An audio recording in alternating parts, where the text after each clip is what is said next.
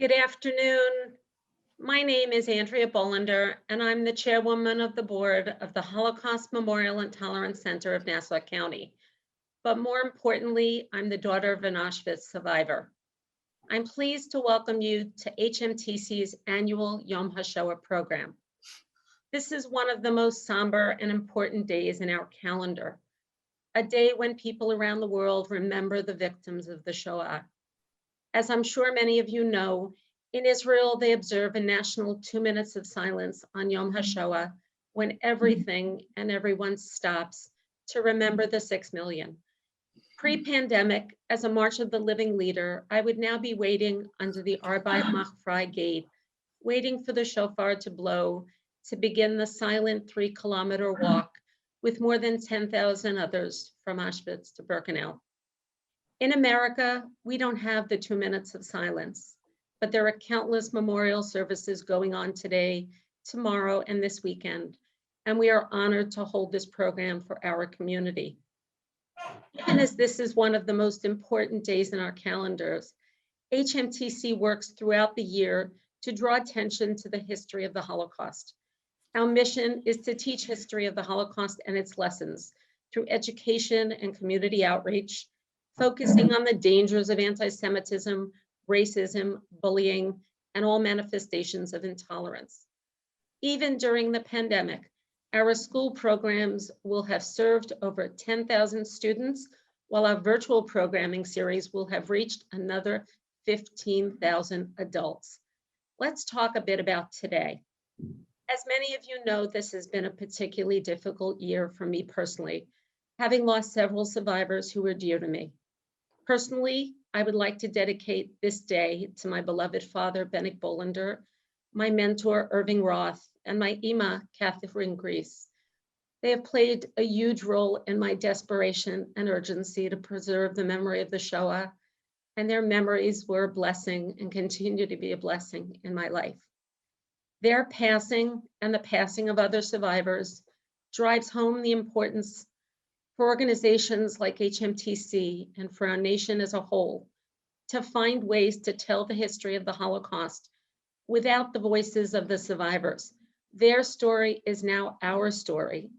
The children, the grandchildren, and soon the great-grandchildren will need to carry the torch of collective memory. The stories of survival and resilience are individual, unique, and poignant, yet their message is universal. And thus today, for our program, we wanted to emphasize the importance of passing on the history to the next generation. You will hear today from 6 survivors and their grandchildren. You will also hear in the central presentation of our program from Robert Bielski, the son of a survivor who has embraced his role of sharing his family's amazing story. So with these comments, let me ask HMTC's Museum and Program Director, Dr. Thorin Tritter, to say a few more words about today's program. Thank you. Thanks, Andrea. This week, as Andrea said, we and institutions around the world honor the memory of the victims of the Shoah on Yom HaShoah. This is one of 2 days, as you may know, that each year have been set aside specifically to recall the events of the Holocaust and the 6 million Jews who were murdered by a society of perpetrators who embraced hate and prejudice, and by a society of bystanders whose inaction enabled the genocide to happen. The first day each year comes in January on the anniversary of the liberation of Auschwitz on January 27th, 1945, a day that's recognized around the world as International Holocaust Remembrance Day. The second day this year falls today, but is officially set as the 27th day of the Hebrew month of Nisan. It was on that day on the Hebrew calendar in 1943 that the Jews in the Warsaw Ghetto launched their uprising against the Nazis. These 2 dates draw our attention to different aspects of the Holocaust. One, choosing to memorialize a day that marked the end of the most horrific death camp created by the Nazis and the beginning of an effort by the survivors to make a new world for themselves and their families. And the second, that we remember today, to memorialize an effort by Jews to fight back against their oppressors, regardless of the unimaginable odds, to show that while the Nazis could kill individuals, they could not destroy the will and spirit of the Jewish people. Under normal times, we would be holding this program in our building in Glen Cove, and we would light 6 memorial candles to remember the 6 million victims of the Holocaust. Given our shift to a virtual platform, we've asked 6 survivors and their grandchildren to serve as our virtual candle lighters. And as Andrea said, we particularly wanted to include both survivors and their grandchildren this year to draw attention to the importance of passing on the history to the next generation. So at this point, let me call upon Ruth Rachel Mermelstein and her grandson Howie to serve as our first virtual candle lighters. So this is my grandma, Ruth. She's the kindest, strongest, most empathetic, and just best person I know. She was thrust into living in a ghetto, pushed into forced labor, led on a death march, selected to live by Dr. Joseph Mengele, and is a survivor of Auschwitz. But there's so much more to her story of overcoming the worst in humanity. The way she's lived her life has proven her strength, resolve, and commitment to making the world a better place, even after overcoming the darkest of circumstances. I cannot be more proud to call her grandma, as the importance of her story continues to permeate our entire family and will for generations to come. This is what makes it so important to continue telling these stories. Thank you very much, Howie.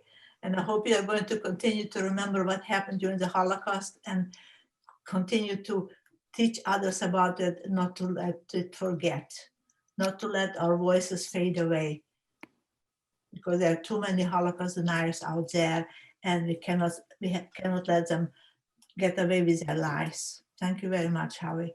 Speak up whenever you see something that's not right, and everybody has a right to live the best way they know how. No discrimination against anybody. Speak up when you see something bad and keep on the memory of the Holocaust. 6 million Jewish people died. I commit to remembering my grandmother's story to make sure we never forget. Thank you to both of you for being here, and thank you for doing this. Let me now call on our second virtual candle lighters, Leo Ullman and his grandson, Scott Schwartz. Thanks, Thorne. My grandfather was born in Amsterdam, the Netherlands in 1939 and was a hidden child in World War II, placed by the Dutch resistance movement with a Christian policeman and his family. The decision to give him up in an effort to save his life and their own was very, very difficult one for his parents. My grandfather wrote a book about his story titled 796 Days Hiding as a Hidden Child in Occupied Amsterdam During World War II and then coming to America. He also made a recent Telly-awarded film of his story titled There Were Good People Doing Extraordinary Deeds, Leo Ullman's story. He came to the US, arriving in Port Washington, New York with his family in December 1947. He subsequently graduated from Harvard College and Columbia's University School of Law and also its business school. He also served his country in the US Marine Corps. He then practiced law for 35 years before creating a real estate company, which he took public on the New York Stock Exchange, followed by creating a private real estate company where he still works more than full time. While working for him, I learned it is very important to deal fairly with people. He devotes a lot to the Holocaust remembrance by having served as the director of the Anne Frank Center USA for two decades and as its chairman for 7 years, and now serves as the chairman of the Foundation for Jewish Historical Museum in Amsterdam and the Netherlands National Holocaust Museum. He and my grandmother, Kay Marbet Ullman, sponsored a very important exhibit on Nazi propaganda at the United States National Holocaust Memorial Museum in Washington, D.C.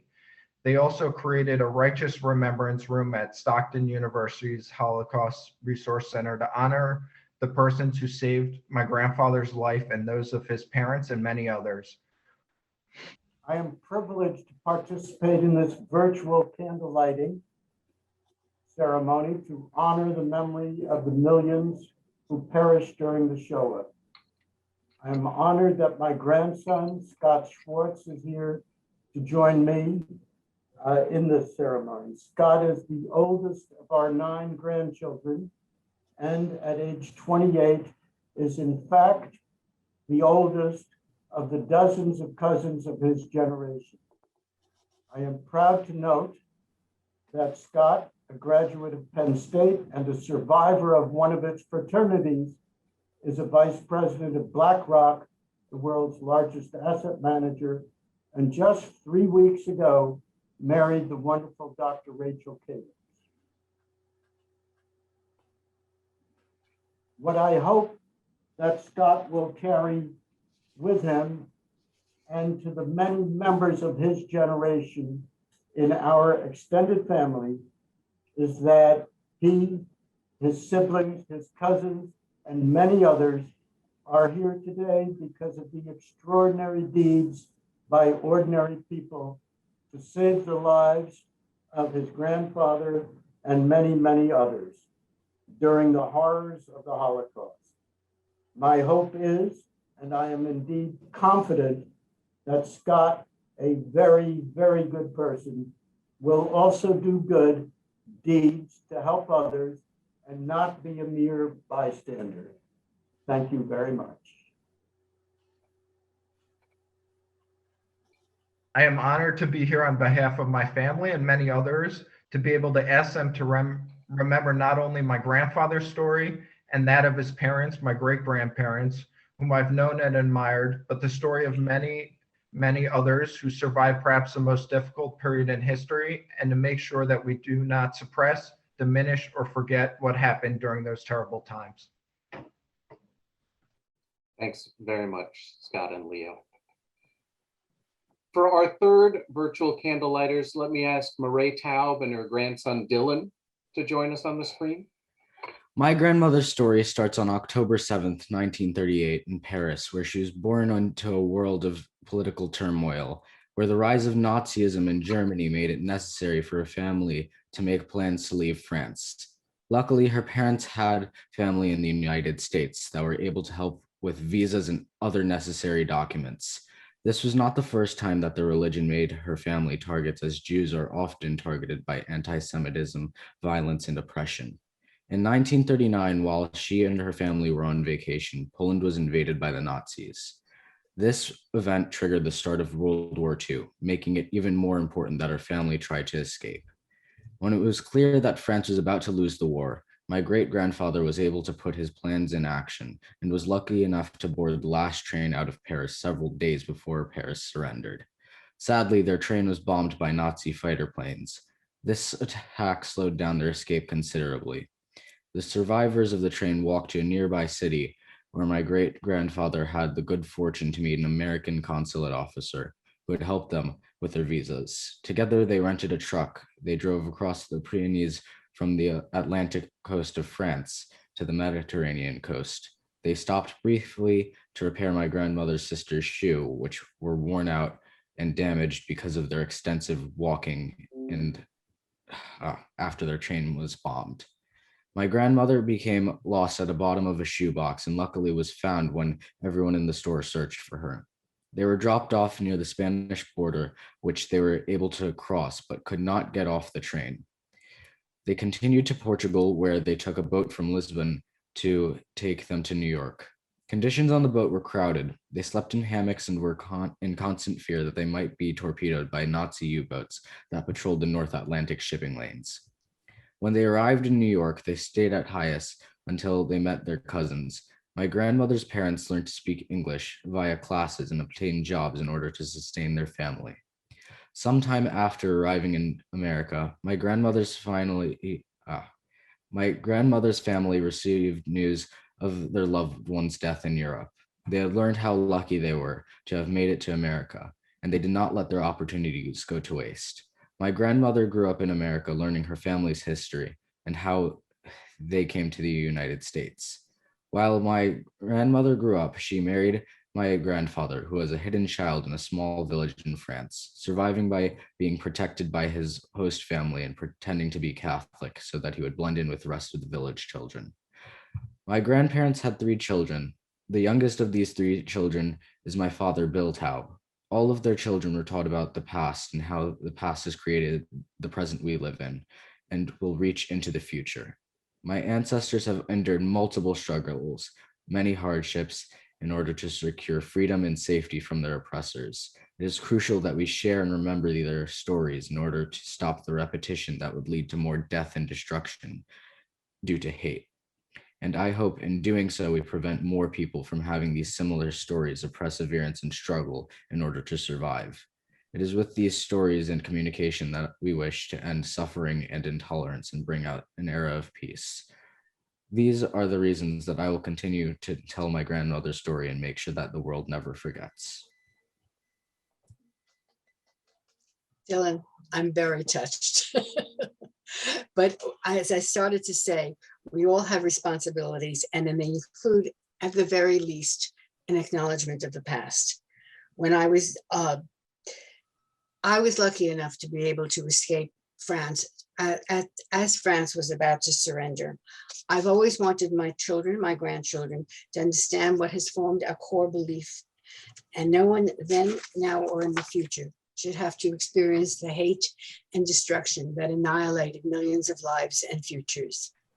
I visited many Holocaust museums, but my most poignant personal visit was at the Shoah Museum in Paris, where I was able to find the names of my lost family on the wall of memory. However, parallel to this, I spoke with the archivist who showed me a picture of a mother, a father, older teenage sons. It's what we call a happy family picture. It was taken at some time during the war, but then they're all wearing their Star of Davids. No one is smiling. And I was asked, do I recognize these people? And my answer was no. I was 2 years old when we left. I know names, I know stories. I'm not sure I would recognize their faces. And as the picture was pulled away from me, I stared at one of the young boys in the picture and realized I've seen that face before. He was indeed my mother's cousin, Daniel. And so that I was familiar with their story. I walked out in tears because it occurred to me that so many millions of people have not been able to be identified. Their lives, their stories have gone up in smoke. I think it's important to understand that this unspeakable horror cannot be repeated, that we must know this story from generations to remember. It is for us, the living, to perpetuate and honor the past.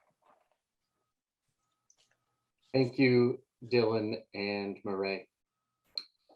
To serve as our fourth Candlelighters, let me introduce Werner Wright and his granddaughter, Violet. If I could ask you to come to the screen.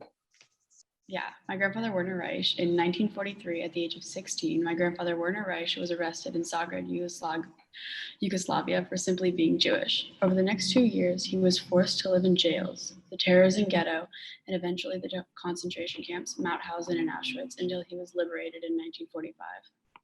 Somehow, my grandfather survived, despite horrible living conditions, daily executions, and a ruthless selection process by Dr. Mengele, the man who they referred to as the Angel of Death. I realized that if my grandfather hadn't survived, I would not be here today. What I love and respect the most about my grandfather is not that he survived, but he's made his life mission to promote the idea that being a good person means looking out and standing up for all people. I just couldn't overcome the joy of seeing my granddaughter speaking to many people, and to me the whole thing, Zoom and my granddaughter and being alive, is a big miracle. It's just something I cannot express, but I think the Jewish term of quelling would be appropriate. I think the greatest crime to humanity is approving injustice. The Holocaust would have been impossible if in 1933, the German people would have objected to the persecution of the Jews. But their silence of approval was the answer to Hitler's tortures. 12 years later, Europe was in rubble, and now the rivers of tears will never stop flowing.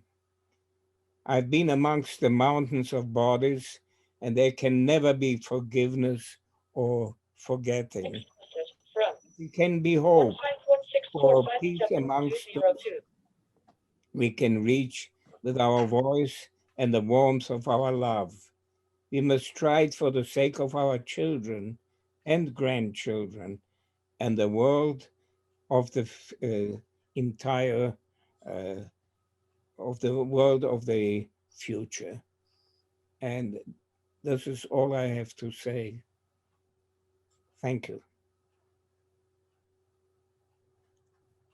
Thank you to you both for being part of this program and for being here. Thank you. For our 5th virtual candle, let me call on Eva Kessner and her granddaughter, Lauren Rice. Hi, thank you, Thorin. It's an honor to be a part of the program. My name is Lauren, and I'm here today to introduce my grandma Eva, who was born in 1939 during the Holocaust amid her family's escape from the Nazis. During my childhood, she did not often talk about this. In fact, for a long time, she told me she did not really consider herself a Holocaust survivor because her immediate families were not sent to ghettos or concentration camps. They were refugees. As years passed, along with more and more Holocaust survivors, my grandma Eva saw the value in sharing her story and became invigorated. With the help of the Holocaust Memorial and Tolerance Center, she was able to put together a presentation to tell her family story to students and other groups of young people who we hope will remember these stories and continue to pass them on. I am currently in my last semester of college studying English at UPenn, and for my final thesis, I chose to compile my family's Holocaust stories and consecrate them in prose. It would be impossible to condense it all into a few words for you all today, so instead I'll focus on what my grandma has taught me to value above all: family. Throughout their treacherous journey as refugees escaping the Nazis by moving around Europe from city to city as the German occupation expanded, my family survived because they had a tremendous commitment to taking care of one another. There were many reasons over the course of the war years that they had to split up. When children were separated from their parents, aunts and uncles stepped in. And in the end, they were all so fortunate to be reunited. Now their legacy is a beautiful extended family in the United States, where my grandma's family emigrated after the war. Also poignant is the importance of extending support, not only to blood relatives, but also to complete strangers. Without the help of others, the city hall officer who destroyed the papers that identified my family as Jews in Chateaubriand, the grocery store clerk who gave my great-grandmother extra rations of bread in Marseille, and the mailman who offered to tell soldiers that nobody lived in their home if Nazis came knocking at their door. Without these random upstanders, my family would not exist. Their acts of kindness and rebellion have left their mark on me, and the lessons they teach are lessons I will forever continue to pass on. Passing on my family stories would, however, not be possible without my grandma Eva, who has so graciously answered all of my questions and spends endless hours with me on the phone on any given day to tell me stories, teach me history, and share her wisdom. I love you so much, Grandma, and I'm lucky to have you in our amazing family. Thank you. I am honored to participate in this virtual Holocaust candle lighting ceremony. And thank you, Lauren. I can see she already thinks the way I do. What's central to my stories, as Lauren mentioned, is the importance of family. When the men in my family were arrested by the French because they were Austrian refugees living in France, the women, my mother, grandmother, and aunt, were left to fend for themselves and take care of 3 little girls, my sister, my cousin, and me. We were hiding in Chateaubriand, France, as the Nazis marched in and occupied the north of France. When we all made it down to Marseille, eventually, they helped each other survive there. You had to be smart and most of all, lucky. So I know that Lauren understands how important family and friends are. And it's so important for people to be there for each other and to help whenever you can help. I also want her and everybody to realize the importance of Israel. Had we had a place to escape when we were fleeing and hiding in France, we wouldn't have gone through the terrifying experiences that we did. Unfortunately, there's too much indifference to the 6+ million Jews living in Israel today who are under constant attack and threat of annihilation. There's too much criticism of that amazing little nation and too little support. I hope that Lauren will treasure and nurture family and friends and her extended brethren worldwide and in Israel. And I'm so happy that Lauren is here with me today. Thank you. Thanks, Grandma. I commit to remembering my grandmother's story and continuing to support Israel and to making sure that we never forget. Thank you so much to both of you. Thank you. To serve as our sixth Candlelighters, I'd like to call on Anita Weisbord and her granddaughter, Ariel, who's going to introduce her. Hello, my name is Ariel Weisbord, and I'm the youngest of Anita Weisbord's 4 granddaughters. I would first like to thank the Holocaust Center for the important work that they do and for including my wonderful grandmother in this year's Yom HaShoah program.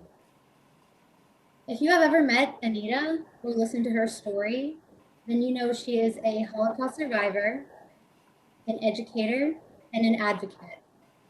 But to me, she is so much more. She is a beacon of love, a treasure trove of wisdom, and the keeper to the best marble cake. I consider myself to be a kind, tolerant, and forgiving person, or at least I try to be. While I would love to take the credit, I truly believe that my feelings and actions have been directly impacted by my grandmother's history and her ability to tell her story. I have heard this story many times. In fact, every year during Passover, she would speak her truth, and every year the table was speechless. I think that was the point, because when you have no words, you start thinking. I find myself thinking about Anita Nagel, born on March 1st, 1923 in Vienna, Austria, and how, like me, she had a wonderful childhood. Anita was blessed with loving parents, aunts, uncles, and cousins, as well as friends at a school she loved. Like me, she was lucky enough to go on vacations every summer and even some school outings. Then I start thinking about March 13th, 1938, when Hitler's troops marched into Austria and were welcomed with open arms. Oh, Anita, I'm so sorry. Overnight, So beautiful. It will come back. Overnight, Anita Nagel, aged 15, became a non-person. On November 9th, 1938, Anita experienced what I believe was the worst day of her life.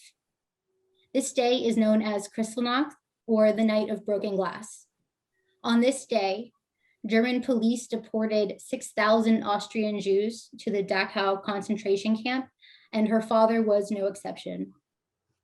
Home was no longer safe. On December 2nd, the first Kinder transport arrived from England, and exactly 1 year after Hitler marched into Vienna, Anita's mother said goodbye to her youngest daughter and put her on that train. On this day, her mother gave birth to her for a second time, when she was courageous and selfless enough to send her daughter away and save her life. England became Anita's second home, where she was able to continue her childhood and then begin her adult life. She practiced her religion proudly, was lucky enough to be reunited with her family, and then married Harry Weisbord, a soldier in the armed forces who was a German refugee. In 1947, my grandparents moved to New York, and for the second time in her life, my grandmother was challenged with creating a new home in a new country with a new culture. When I listen to this story, I cry for that girl whose childhood was taken away. But when I think about my grandmother, I see a strong, resilient woman who, for the past 20 years, has stood in front of classrooms and repeated her story to my generation so that we will never have to experience her childhood. On that note, please allow me to introduce my grandmother, Anita Weisbord. You know, 1.5 million children perished in the Holocaust. And it is up to us that we should continue telling our stories so they didn't die in vain. Education is the most important part. And when I speak to students, I always tell them that we're telling you the story of the Holocaust to show you where hate can lead to. And we, the survivors, won't be here much longer. So it's so important that the next generation is carrying on in telling our stories. Because we must never, never forget. We have to keep on telling our stories. So the world should know what can happen when hate is so prevalent. I can only say that Hitler is dead and I have a beautiful family. Thank you. I commit to remembering and passing on my grandmother's story and educating the next generation so that we never forget. Thank you. Thanks to you both. And let me thank everyone, all 6 survivors and 6 grandchildren, for participating in this part of our program. I will say personally that in the times leading up to our program, it was really moving for me to get to talk to some of these grandchildren and hear how much they were embracing their position as a descendant of a survivor. So thank you all. Given that today is the anniversary of the Warsaw Ghetto Uprising, we want to draw attention to some of the other examples of Jews who resisted the Holocaust. We know there were many different forms of resistance, ranging from small acts of individual spiritual resistance to the combined physical attacks on the Nazis seen in the Warsaw Ghetto Uprising. Our next speaker has a personal connection to the physical resistance of the Holocaust that fits into this larger emphasis for today and the importance of passing down the history to the next generation.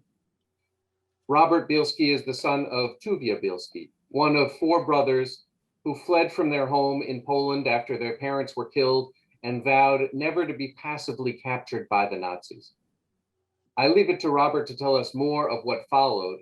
I should say that although Robert normally tells his family story in a much longer program, we've asked him to be brief and to give us a taste of his family's resistance. And we look forward to hosting a program with him where he can share more details at a later time. But we wanted to include him in our program today because of the importance of honoring resistance efforts on Yom HaShoah. So, Robert. Hi, Thorin. Hello, everybody. Thank you for having me. You know, growing up, I was a second generation, first in the family to be born in the United States. I come from Brooklyn, as many of you do, and many of you will understand. So picture in the mid-'80s, being in Brooklyn. I grew up on Avenue I. My father, Tuvia Bielski, would go on a Friday afternoon and pick up Shabbat dinner on Avenue J in the kosher stores. And he already was elderly in the mid-'80s and walking in the street carrying bundles, shuffling his feet in a Jewish neighborhood. And not anybody knew that this old man, this humble guy, was a general, was a commander, was a tzaddik, and was responsible for the saving of 1,200 Jews in World War II, which was the largest armed resistance of Jews by Jews in World War II. And this humble guy who was shuffling his feet and carrying the groceries, walking amongst Jews, no one knew who he really was, except the people who were the descendants of his group. So growing up on Avenue I, as a little boy, people used to come to our house on the weekends and knock on our door. And I thought these are relatives, these are friends, but these were descendants of survivors who came to show my father and my mother the results of what they did and brought their entire families to meet them. And they all told me when I opened the door that your father saved our lives. I'm 5 years old, 6 years old. What does that mean to somebody like that? So I didn't really understand what that meant. But let me tell you, in 1944, it was actually July 10th, 1944. That was the day that the forest was liberated by the Russian army. A few days before, my father met with the general who was in charge of the liberation. And the general said to my father, I just drove from Moscow to Minsk, which is about 1,000 kilometers, and I didn't see one Jew. And my father told him, you come with me and I'll show you 1,200 of them. And that's the end of the beginning of the story. My father grew up in a city called Novogrudok, which is part of Belarus today. It was previously part of Poland. And they grew up next to the forest, my father and his 11 brothers and sisters. When the Germans started coming and plans were to house the Jews in a ghetto, my father and his brothers said, we're not having any of that. No Bielski ever had a yellow patch. No Bielski ever bowed to a German, and no Bielski ever took any crap from them. So they went into the forest, but unfortunately, they couldn't save their parents and 2 brothers.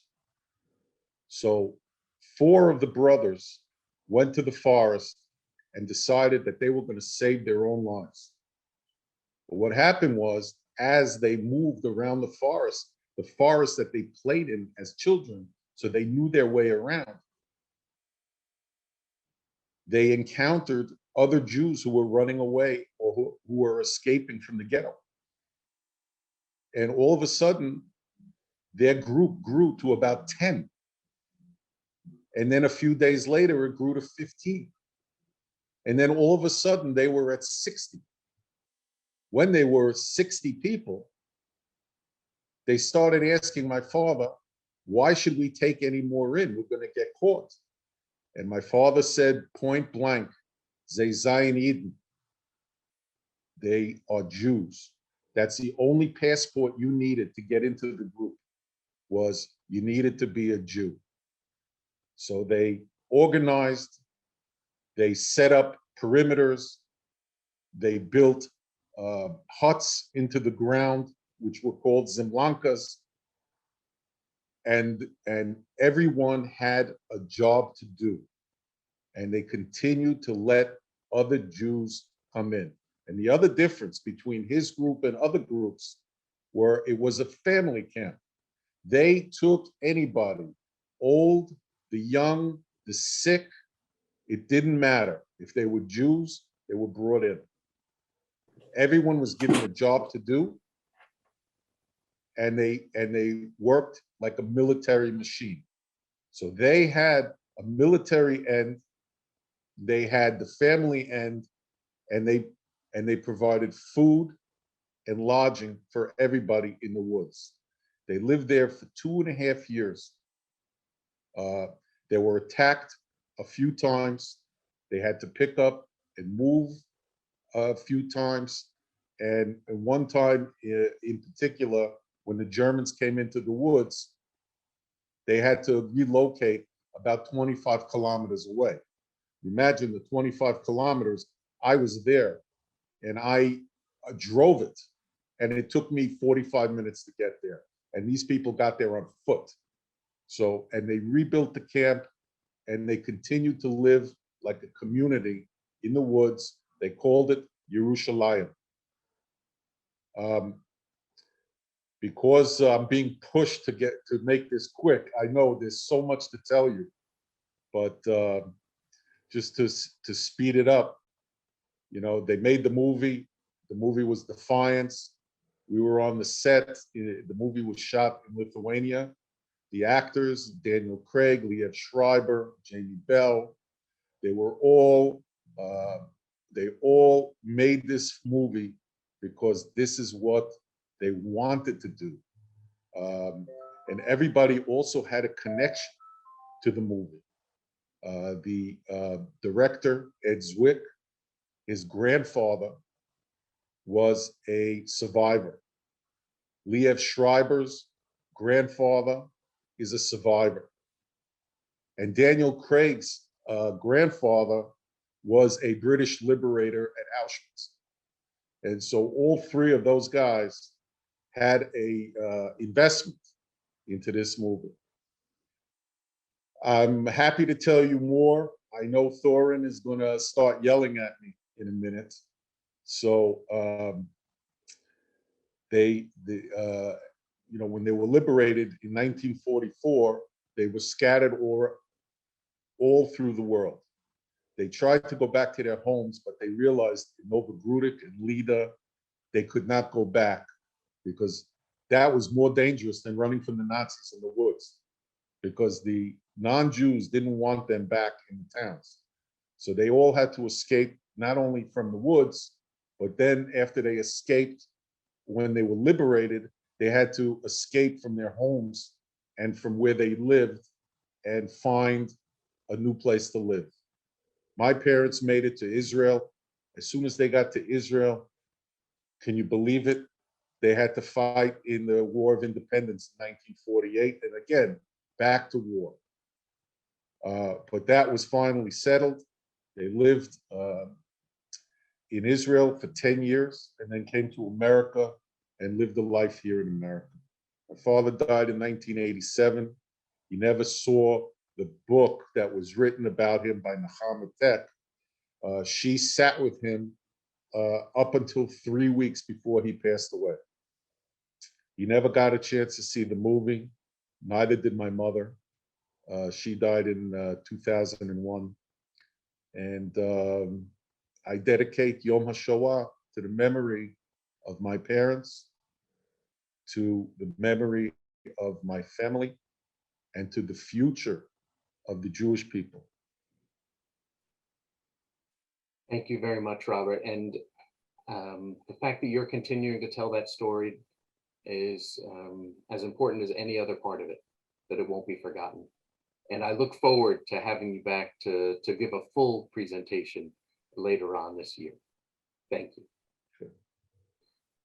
We turn now in our program to some of the countless prayers, melodies, and hymns that have been written in memory of the Holocaust. And we're honored to have with us today Cantor Gustavo Gitlin from Congregation Tifereth Israel in Glen Cove to chant two particular hymns, Ami Ma'amin and El Malei Rachamim.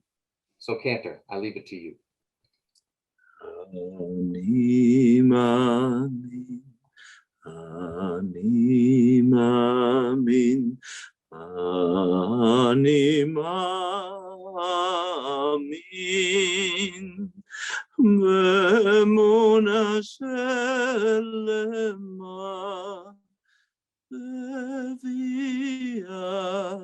HaMashiach, Be'viat HaMashiach, Ani Ma'amin, Be'viat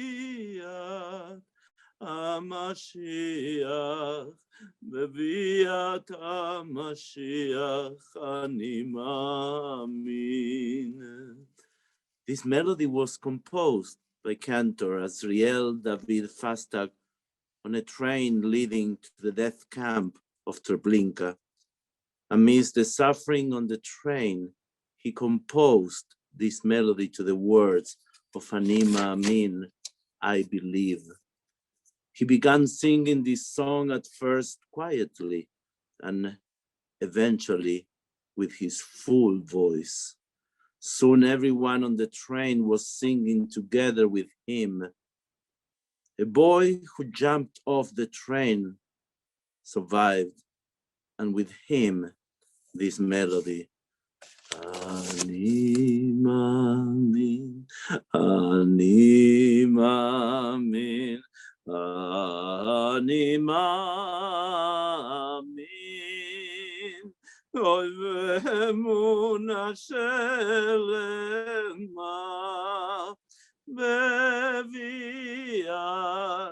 HaMashiach, beviat HaMashiach ani mamin, beviat HaMashiach, beviat HaMashiach ani mamin, beviat HaMashiach, beviat HaMashiach ani mamin, beviat HaMashiach, beviat HaMashiach ani mamin. I'm going to ask everyone who is able to please rise as we recite the memorial prayer.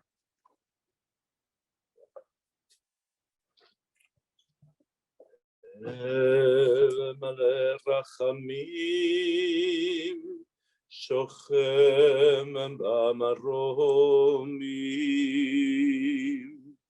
המצא מנוחה נכונה, תחת כנפי השכינה, במעלות קדושים וטהורים, כזוהר הרקיע מזהירים, לנשמות כל אחינו בני ישראל, שנטבחו בשואה. אנשים, נשים וטף, שנחנקו ושנשרפו ושנהרגו ושמסרו את נפשם על קידוש השם.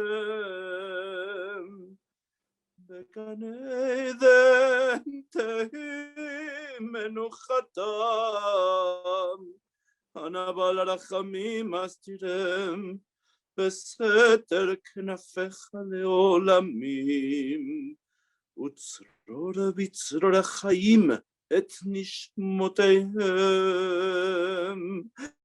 אדוני יונה חלתם, וינוחו בשלום על משכבותיהם, ונאמר אמן.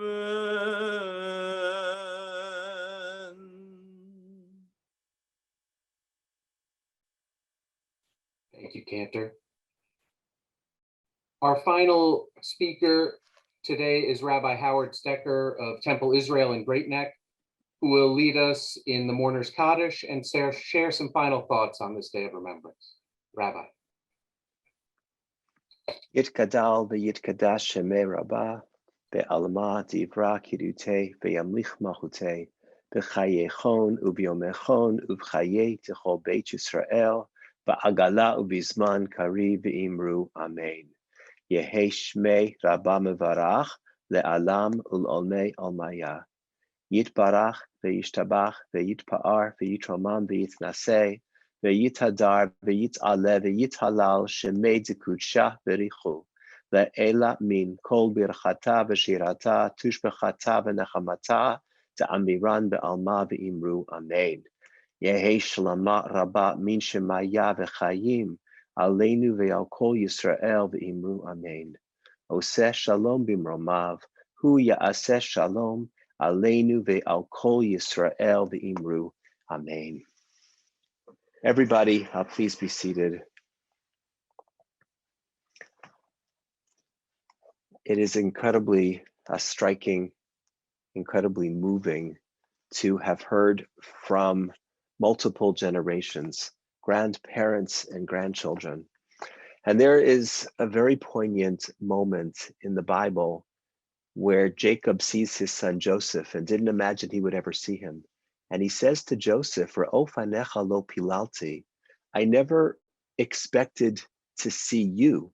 V'hinei her'a oti Elohim gam etzarecha. And here, God has also shown me your children, my grandchildren. Jacob was expressing a gratitude for something that was beyond what his expectations were.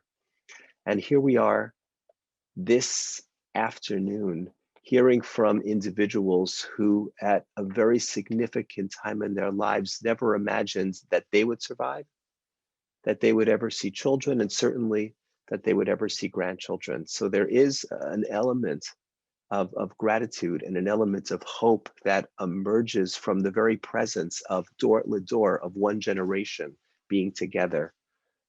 But it goes even deeper than that. Memory is about the past, but in a way that is somewhat counterintuitive, it is even more about the present. When those individuals who have shared their stories and others, when they remember and when they share their memories, they invite those who are listening to face the present differently than they otherwise might, to face the present and possibly be able to reshape the present and the future. Memory is not just about the person who is remembering, it is also about the impact on other people.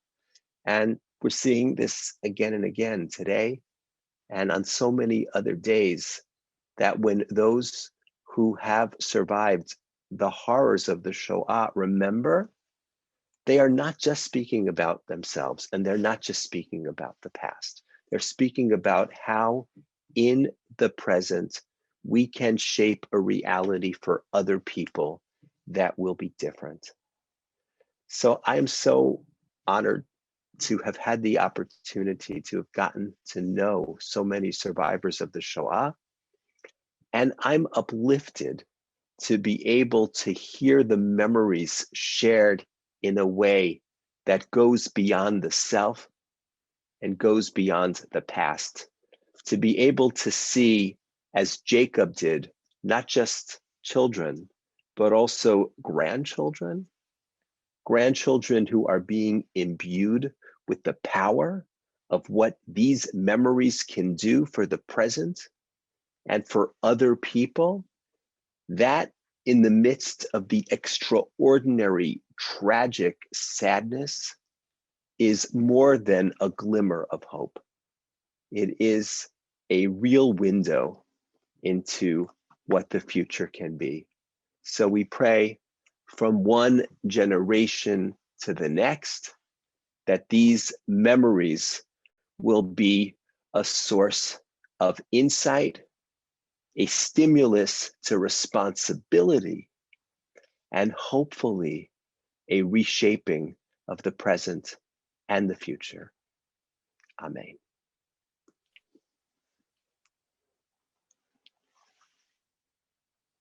Rabbi, thank you very much for closing out our program. I'd like to thank once again our 6 survivors, the 6 grandchildren, Cantor Gustavo Gitlin and Rabbi Stecker for joining us in our program today. And thank you for joining us out there. I look forward to seeing many of you of our other programs year-round that draw attention back to the history of the Holocaust. But thank you for participating in this Yom HaShoah program. Enjoy the rest of your day, and thank you. Bye-bye.